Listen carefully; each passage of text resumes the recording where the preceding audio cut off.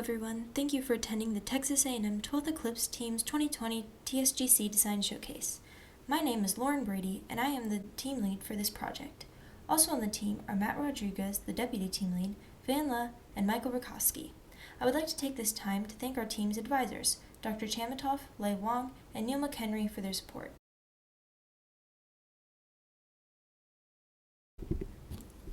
Our team's design goal is to create an AR application on the HoloLens for assistance with intravehicular activity procedures, including ISS maintenance procedures, experiment and research tasks, and documenting items in storage. In addition, we are incorporating a telepresence whiteboard to allow mission control to provide real-time support in the AR display of the astronaut. Our team is part of the 12th Astronaut Lab, home of the Texas A&M NASA Suits team. Our design builds off the user interface panels designed for NASA Suits competition, but are reimagined to provide support for IVA procedures rather than lunar operations.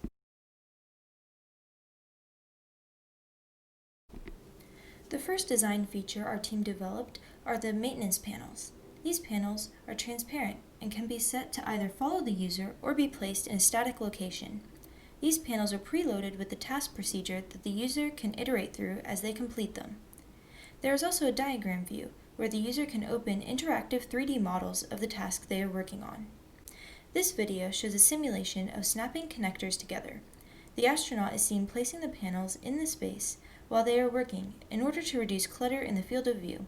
You can also see how the astronaut goes through each procedure and is also able to open the diagram panel and interact with the 3D models of the connectors that they are working on. Our UI revolves around conducting experiments and other various tasks in an IVA laboratory setting like the International Space Station. One of the most important jobs for an astronaut in the ISS is to conduct experiments for NASA and its clients.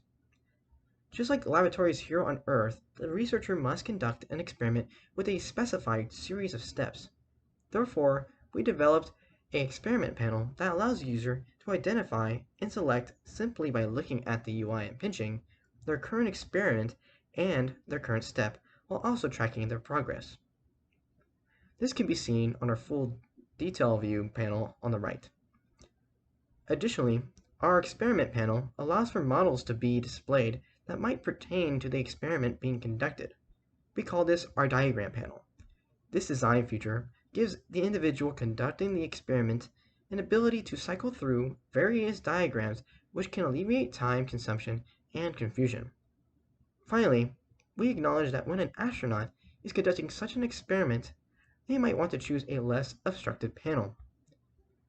We added a smaller but equally beneficial panel just for the current experiment and the current step. This panel can currently be seen to the right. Overall, our design is tailored to the idea that our UI can be present during preparation stages and experimentation without interference.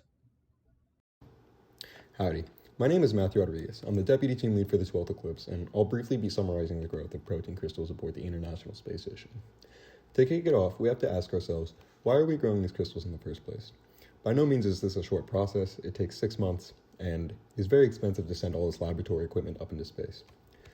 Typically, protein crystals are grown in a laboratory environment so that they can be harvested later for use in the medical industry, and this can be used to treat a wide range of diseases. The reasons these crystals are being grown on the ISS opposed to on home soil is that during the crystallization process here on Earth, the natural gravitational constant causes convection currents to disrupt the structure during crystallization, and this leads to imperfect samples. Whereas in a microgravity environment, these currents are absent. This allows for the protein molecules, all of which exhibit a random motion due to their natural vibration, to slowly migrate towards growing a crystal structure, producing a much larger, more perfect sample that can be studied here back on Earth to further aid the medical industry. This video shows the simulated experiment of growing protein crystals on the ISS. The procedure being followed is to take the protein solution from the first Petri dish and add it to the protein molecules in the second Petri dish. Finally, place the crystals under the microscope to check that they have fully formed. The astronaut is shown using the multiple panel display settings and location options to customize the information shown in a way conducive to the experiment. The full detail view and diagram view are beneficial as explanations of the procedure, while the current step view is less obtrusive and easy to display while completing the experiment. These panels will save time spent referring back to procedures and will give astronauts a more interactive and efficient method of completing experiments. This design will also increase the ability to communicate with the experiment designers on Earth through the virtual whiteboard, whose capabilities will be displayed next.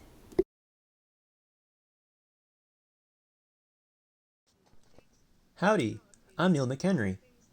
The 3D Telepresence Whiteboard is a unique new feature we've developed that allows Mission Control to remotely guide astronauts during intravehicular operations using splines and holograms in 3D space.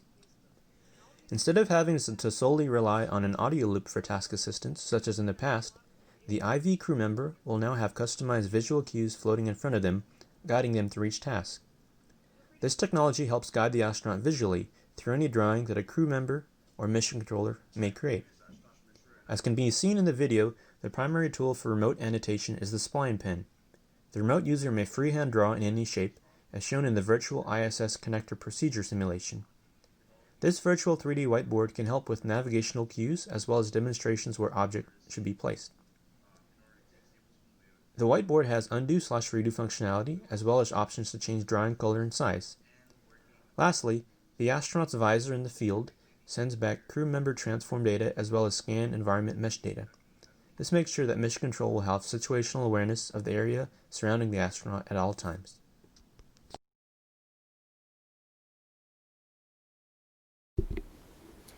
To assist with storage accessibility on the ISS, our team has developed storage panels. These panels are tied to a specific storage container and contain 3D models of the contents of that container. These panels reduce the amount of time spent searching for items in storage and make it faster to search multiple bags by simply opening their respective panel. This video shows the astronaut searching the contents of a storage bag in the multi-purpose module. The contents are displayed in a page view with interactable 3D models and appropriate labels displayed.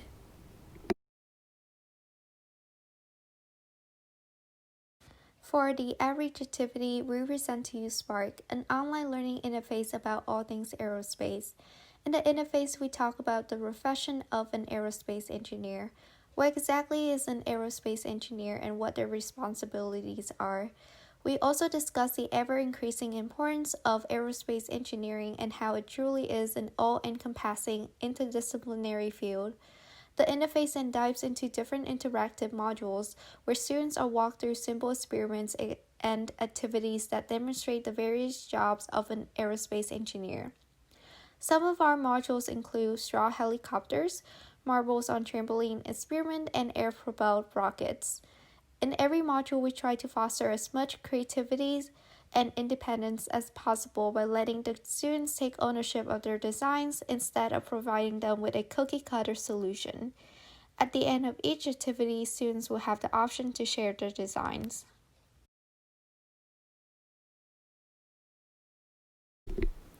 One future goal for this project is to incorporate AR overlays on hardware to further assist with maintenance, repair, and assembly tasks.